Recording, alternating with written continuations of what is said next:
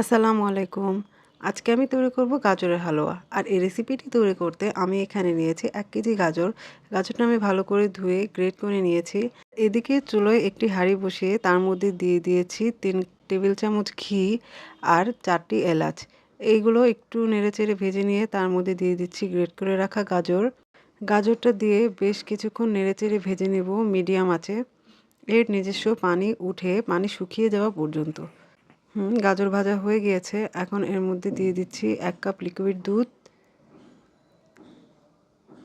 ১ cup চিনি আর ১ চিমটি লবণ মিষ্টিটা ব্যালেন্স করার জন্য। এবারে সবকিছুকে একসাথে ভালো করে নেড়েচেড়ে ঢাকনা দিয়ে ঢেকে রান্না করব ১০ থেকে ১৫ মিনিট।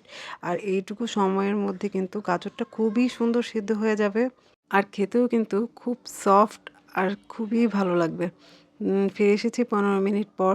গাজরটা কিন্তু খুবই সুন্দর সিদ্ধ হয়ে গিয়েছে। এখন এই সবকিছুকে একসাথে নেড়েচেড়ে ভালো করে শুকিয়ে নিব। শুকিয়ে নিয়ে এর মধ্যে দিয়ে দিচ্ছি 1/2 কাপ গরুর দুধ,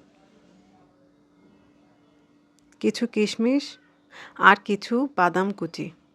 আমি এখানে কাঠবাদাম আর কাজু বাদাম ব্যবহার করেছি।